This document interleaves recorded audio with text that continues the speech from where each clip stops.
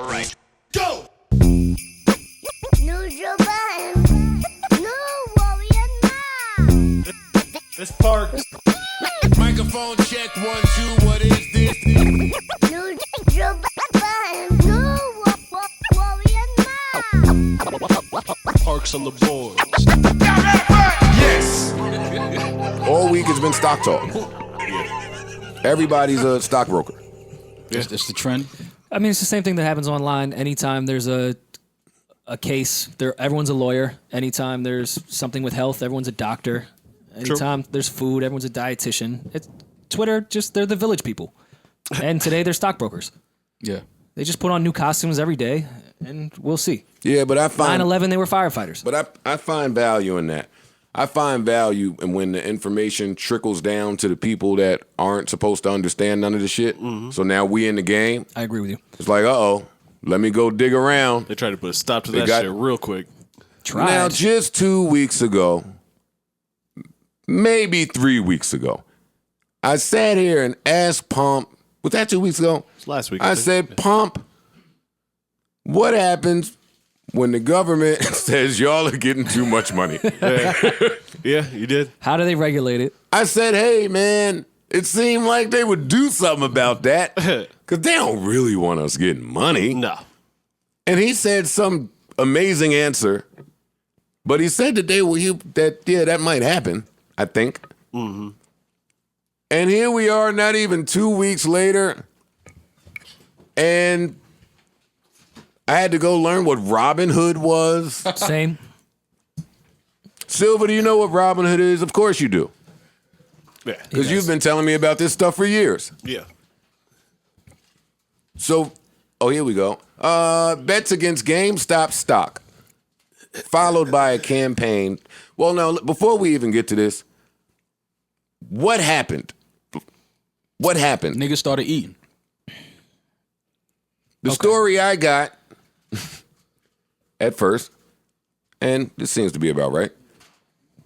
The story I got was that on Reddit, there were these groups with millions of people, and they were picking out the stocks that were apparently shorted or some shit like that. Yeah. These stocks that these big hedge funds were betting against. Yeah. Correct. And the stocks that were supposed to just never win, and they were pooling their money together and raising the value of the stock. Which GameStop makes sense because you can fucking download video games on your own shit now. So going to a store and buying a video game is not a stock that I think people would want to invest in. Yeah. Wait, say that one more time. You can just download, for the most part, video games to your console. So GameStop is a store that you would literally go and buy the video game with a disc or however it goes and put it into your game console. That doesn't exist. This is kind of a blockbuster type shit. Like no one's going out to get their movies and rent them or buy them. Right. So GameStop is the video game. They're the So blockbuster you would GameStop. think that Everyone would bet against that stock. Like, obviously. Not even a conversation. Yeah. and the same with AMC. Yes. Especially in this time. No one's Listen, going man, to the niggas movies. just found a loophole. That's it. And the government didn't like that shit. It wasn't really. But that's not it wasn't a a loophole. loophole. It was the rules. Yeah. Rules And that's have when loopholes too. No, but it was the straight up rule. It's not a loophole. It's the rules that are supposed to be in favor of the rich working against them. So we got to make a rule. And that's why Joe never fuck with rules. Because rules is just man-made from somebody having a problem with some shit. Right. So there are loopholes in rules. I'm saying I not wouldn't even getting call it a stuck with you loophole right now. because it was I'm not such letting a. you do this in such an important conversation. I'm just saying it's not. They're making a rule, Mo. Yeah, that's what happens when you find a loophole. They readjust the rule. So what's the loophole? Define can you bring up the definition of loophole, Scream Man? Yeah, I think a loophole is something you really gotta like find. I think in the Mo's talking fine about print. something that This is a people straight didn't up bank on. This is a straight up rule. Loophole or loophole. Yeah, it's been something that's been happening for a long time, right? Short. Okay. Loophole is an ambiguity Oh, I think we got or an I think we got action inadequacy. here. Well, let's keep talking until they. Inadequacy in a system, such as I guess by that point, Sure. maybe All he's right. Yeah, Maul's right there. Listen, man. But that's I not. just feel like a loophole is something in the fine mind. print. Never This is mind. not in the fine print. Never This is mind. just something we're Nah. taught not to know about, if that makes any sense. It's not an oxymoron. taught not to know this. We're saying no. We're saying the same thing because according to them, there is no inadequacy in the rule. The inadequacy is all these poor people getting money. So we have to stop it. At our own so game. Maul is right. That would be a loophole from the Richies. The Richies. So I would like to welcome a good brother to the show. His name is Rashad from the Earn Your Leisure Network. I had the pleasure of going out to dinner with him and his compadres the other night, and he said something that I thought was prolific. First of all, welcome. Thank you for having me, brother. Roy Maul, pleasure. Joey, you're a gentleman and a scholar, my brother. So, Listen, man. I wanted to call you because there's madness occurring. And frankly, I don't have the range. I have no idea what's going on. But you said something that I thought was prolific, and I don't want to butcher this quote. You said we're witnessing the greatest exchange or the greatest disparity in the exchange of currency that we've ever seen or something like that. Do you recall the quote I'm talking about? Yeah, I think it was the greatest wealth transfer. And then I also said that there's not going to be any middle class. Like we talked about that. So, talking about when we was at the dinner, right? Yes. Yeah, it's crazy you say that because we just interviewed Master P yesterday, and he said in 2022 it's going to be either you rich or you poor. And that was kind of the sentiment of what we was talking about on the dinner, because I'm like, I've never seen in the middle of a pandemic where the vast majority of people are struggling, but the people that's getting money, exorbitant. Like it's going in this direction. So when talking you see to you Elon is Musk, the first time that the pandemic thing made sense to me, to be honest. Yeah. I always thought that was like a slap in the face when niggas was saying it because everybody is so fucked up out here. But the point of that is, no, that's an illusion and people are getting up right now. A lot, changing their lives. A lot of my friends, multi-million dollars, made $5 million during the pandemic, $6 million during the pandemic. I'm seeing it firsthand. So either you had the best year ever or you had the worst year ever. Mm-hmm. That's it. Yeah. Can you explain to our audience who you are, what your network represents, and why you're qualified to have this conversation so they don't think I'm just calling my homeboy? Yeah, sure. So my name is Rashad Bilal. Earn Your Leisure. We probably have like the top business podcasts in the game right now, but we grew it bigger than just a podcast. We have Market Mondays, which is a stock show. We have EY University, which is an online educational portal. I'm a financial advisor by trade. I still actually am licensed to be a financial advisor. So what we have grown is a community online. And it's a variety of different topics that we talk about, from real estate to stocks to trucking, entrepreneurship, investing. I was telling you, the financial literacy space in our culture right now is growing at a rapid pace. I've never seen this many people interested in investing and entrepreneurship. So that's what we are, Earn Your Leisure. And I'm one of the co-founders of it. So what's going on out here? What are the Reddit people doing? What are the laws that they're coming up with to stop this? What should I be investing in? What the fuck is Dogecoin?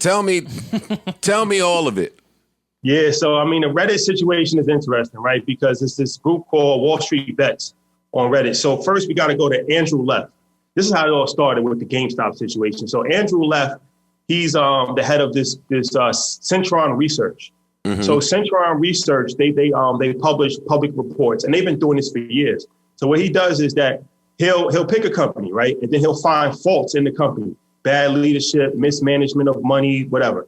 He publishes public reports for the company, pretty much like saying the company's bad and, you know, they're mismanaging the money. It's not being run properly. So obviously the guy is a very influential person, right? It's a public report. So by him doing that, the stock price goes down most of the time. So what he does is he shorts those positions. So a lot of times people only think you can make money when the stock goes up, right? Because that's the easiest thing to think about. You buy a stock, it goes up, you make money.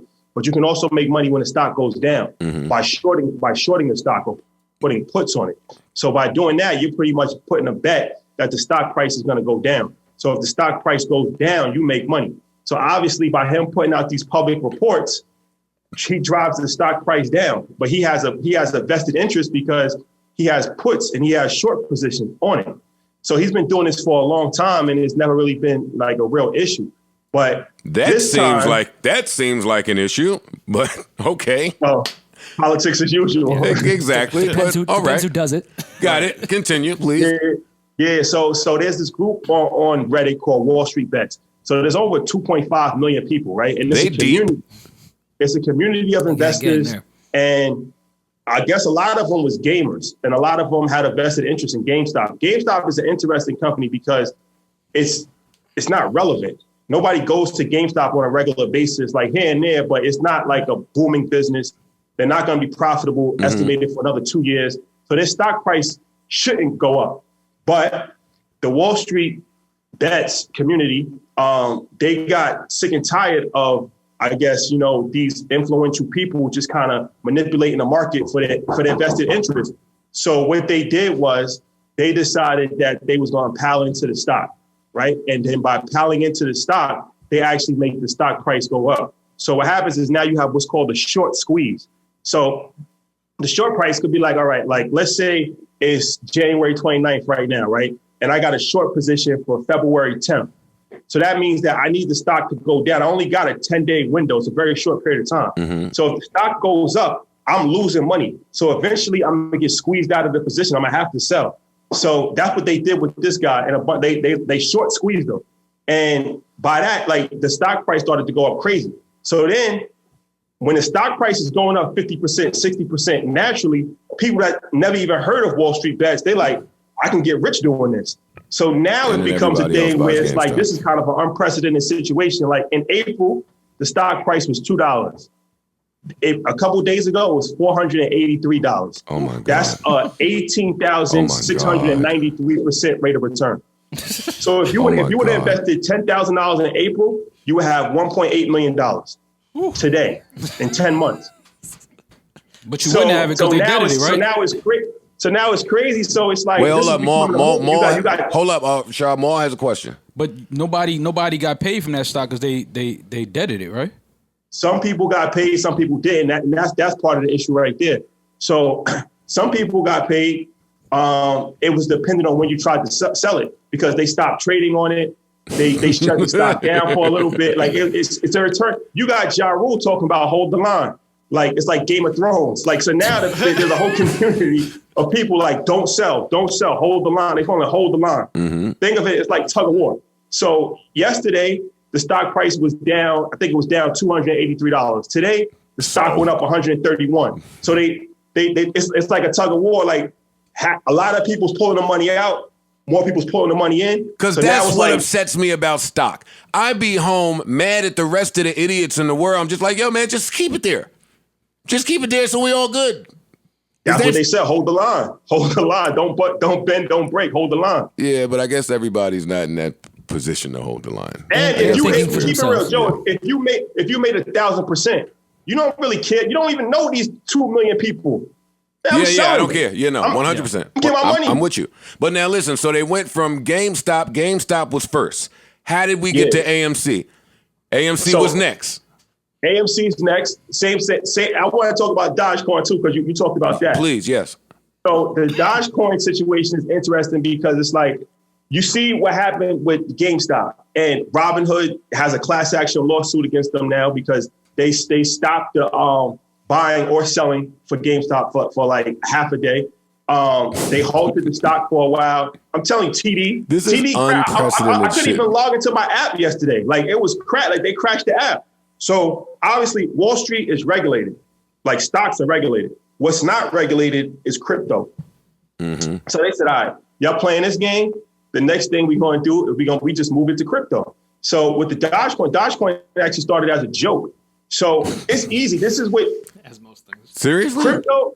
Yeah, it started as a joke years ago, and now in 2 days, like yesterday, it was up 800% on Thursday. So the thing with crypto is that we saw this because I was in crypto years ago, and they have what's called pump and dumps, right? So a pump and dump is like, let's say I got a bunch of money, me and my friends got a bunch of money, we can pile into like what they call like in the stock world, it'll be a penny stock. Or like stocks that's very easy to manipulate. So not a lot of volume, low price. Dogecoin is a penny stock? It's the equivalent of it. Got it. So it's easy to move it, right? But previously, so what would happen with these pump and dumps a couple years ago, and it still kind of happens today, it was like, you get in, but you didn't tell anybody. So perception looks like, okay, I see this coin going up 400%. This is making money. Let me get in. But then by the time you get in, everybody sell. The big people that already made the money, they sell it, and now it goes down. That's why it's called a pump and dump. What we're seeing now is a unique moment in history because previously pump and dumps was secret. Like me, you, a bunch of your rich friends would get together and we would have a secret society to pump up these stocks or pump up these cryptos. And the general public is not aware of who's actually buying it. It just looks like this is going up. It's a gravy train. And then it's like, all right, we all going to sell it. But now they on Reddit and it's public knowledge. So it's not really even a pump and dump now because it's like they literally telling you, all right, Tuesday at 11 a.m., we all going to buy Dogecoin. We're going to drive it up to the moon. We all going to make money. So it's crazy. It's like, I don't know how this is going to play out because at some point, this is David beating Goliath. Yeah, and I love when the creatives win. I got to tell you, I know that we're not allowed to win in America. The first time I heard something like this, Rashad, was a few years ago. I was in Los Angeles, right? And I was at 7-Eleven and I was trying to get an Uber, and there were 50 Ubers on the corner, and it wasn't a main street. So the surge price was through the roof.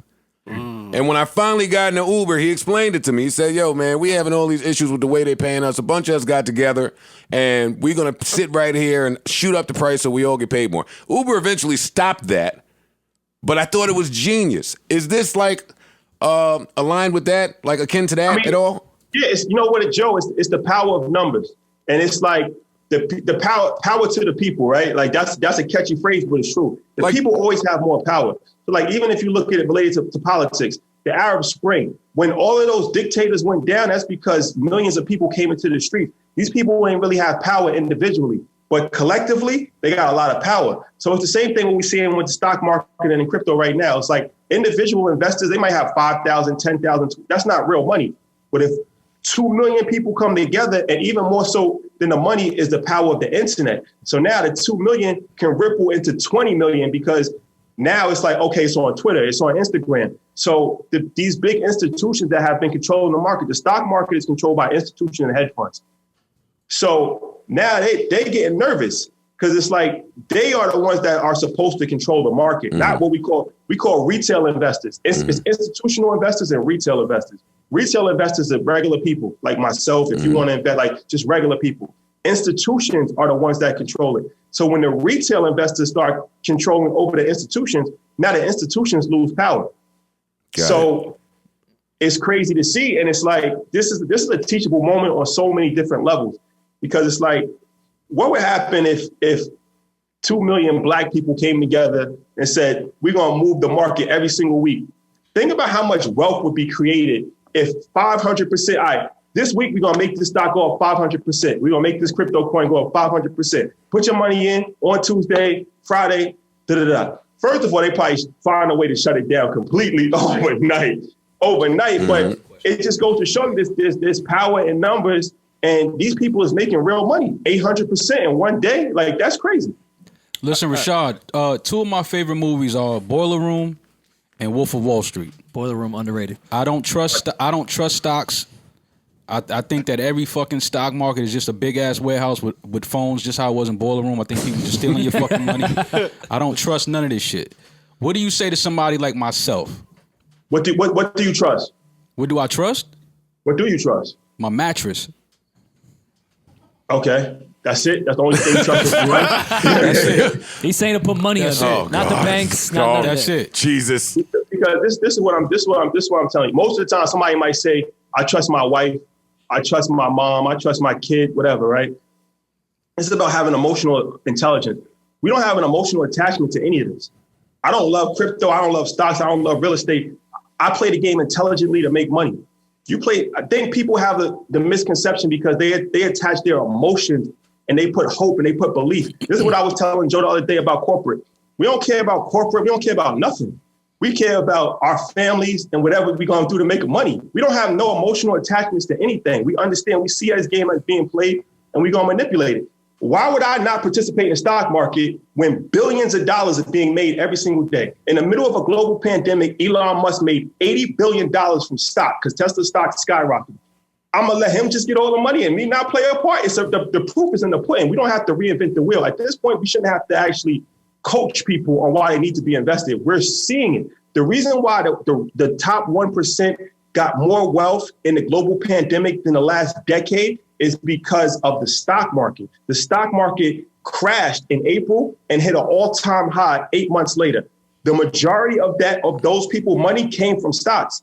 So we still caught up in the, like, I don't believe it, but it's nothing to believe. I don't have to believe that the sun shines. I can visually see it. If I can't visually see it, I'm blind. So I say to people that still have hangups about stock market, it's because they're probably not properly educated.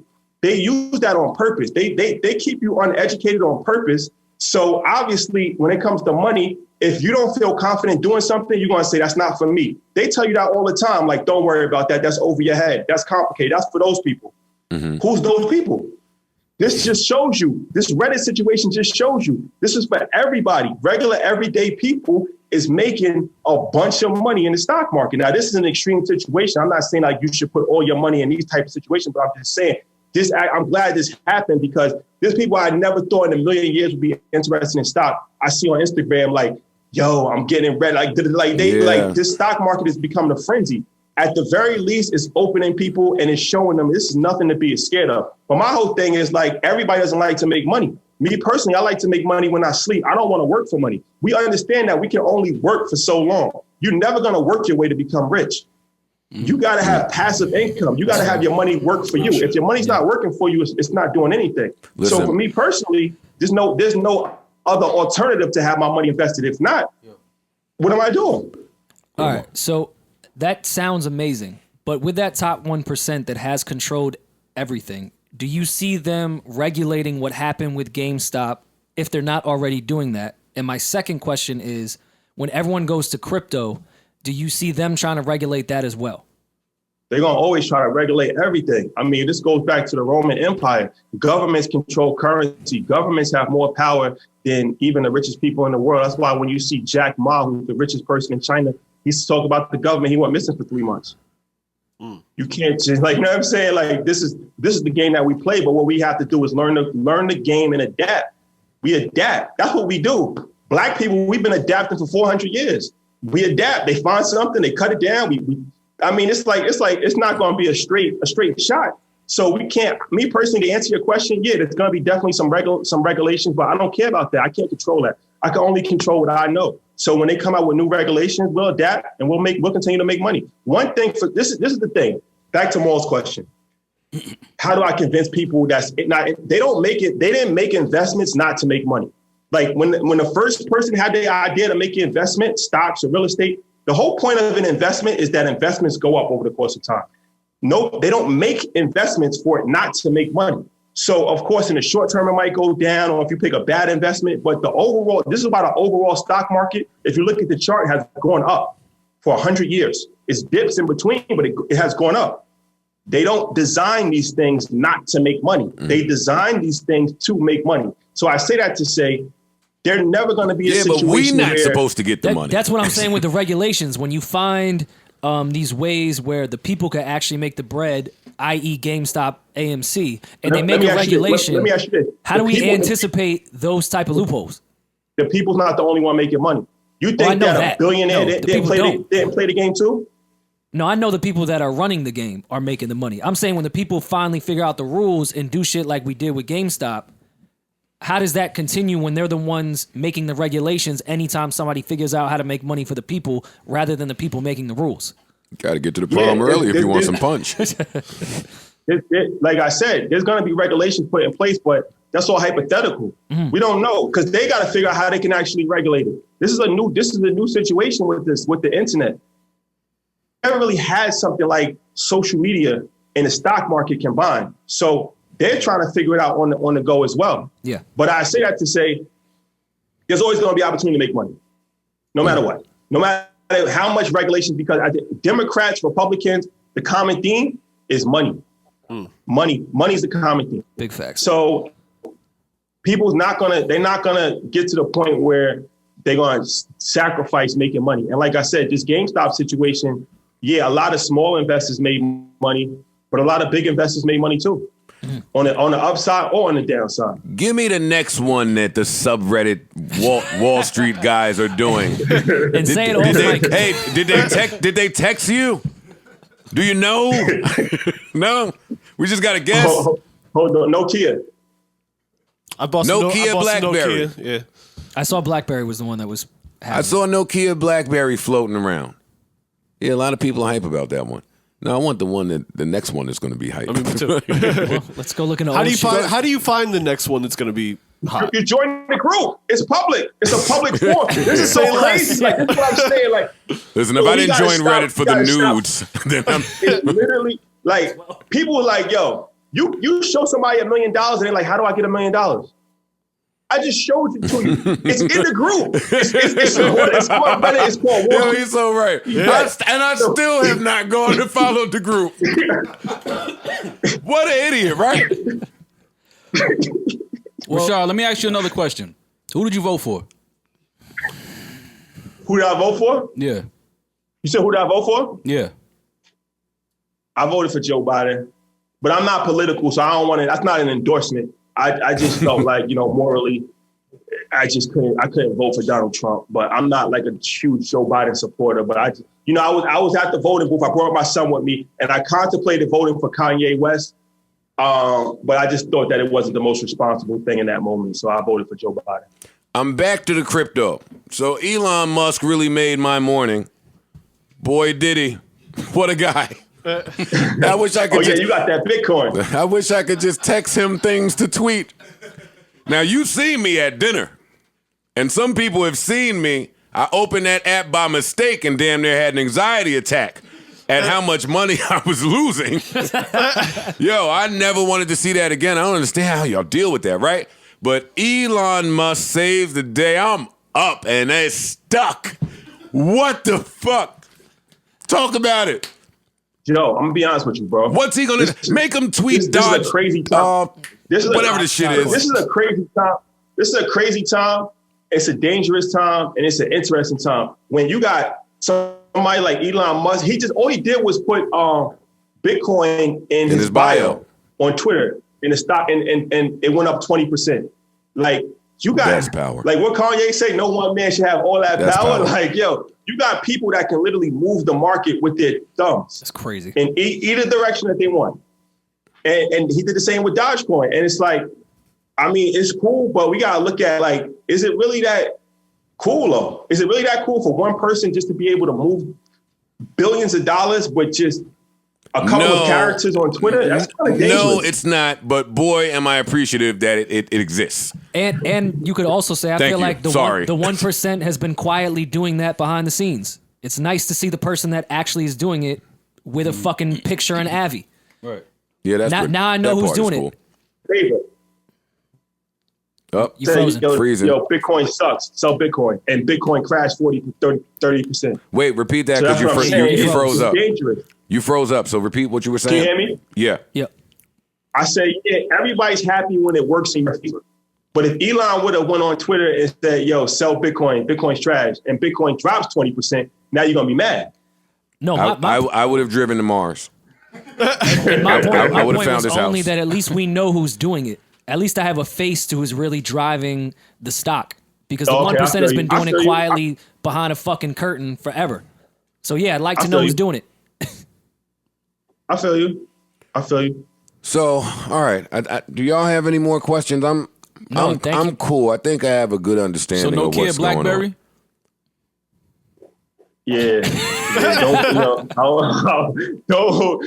go out there. Y'all got a lot of listeners, man. I don't want to like tell people and it's like that the FBI come looking for me. Like, you know Thank you. Please tell us where they can find you again to learn more. Because this is against the law to like do that, right? Yeah. Y'all trying to get me jammed up, man. Yeah, Nah, never chill. that. I'm not trying. I'm definitely not trying. And to do you that. already hanging with Master P. The feds might be watching y'all. Yeah. Matter of fact, we're gonna cut this feed right now. I don't know what's going on with y'all. Rashad, Well, that's like asking where the plug is. Publicly. Yeah, I'm cool. Rashad, I want to thank you for taking your time to educate us, Appreciate talk that, to man, us. for real. You want to plug your network and your podcast? I didn't tell you about that clause we have where any podcaster that's on air here is just signed to the Joe Budden Network. But we'll get into that later. Plug your shit, please. Tell people where to find you. Nah, first and foremost, thank you for having me, man. Like I told you in dinner, man, you're an important person. Y'all are an important team, and y'all really playing a part in shifting the culture. So shout out to y'all, man. Keep going. Earn Your Leisure is our Instagram handle, our Twitter, our podcast, YouTube, all of that. And then we have Market Mondays. So if you're talking about stocks, that's our stock show. Shout out to Ian, our partner with that. And that's every Monday at 8 o'clock on YouTube. And it's also a podcast as well. So, yep, that's all the information, brother. Rashad, thank you so much. Listen, you don't have a hoodie on and a big coat. Joe, so I got to give a shout out to EYL Net. Yeah, you preach independence. And I love what you're doing with Joe Budden Network. So we got EYL Network. We got 3 to 5 podcasts coming in the next 2 months. Shout out to Dave Slant, Secret Sucker. Shout out to Ash Cash Inside the Vault. So the conversation that we had was extremely powerful where we're not thinking that's just a regular podcast. We're thinking as a network. So as we you are should. on the same page. We are on the same page with that. And whenever you're ready, we got to have that conversation on our platform because I don't think you get enough credit for being like a Dame Dash figure where it's lonely if you are the only one or one of the only people actually forging that way of independence when everybody else is going the other direction. So I appreciate and I respect the entrepreneur side, and I understand that it's not easy, and you're forging a way, and you're giving a blueprint that other people can follow, and that's extremely important. Rashad, thank you. I'm humbled. I appreciate it. And whenever you extend the invite, I'm there. All right, brother. Thank you. Enjoy Miami. All right, bro. My man. Peace. Peace. Yo, and what the fuck is up with Method Man? Come on, that's not what we're coming in Oh, my off of bad. that.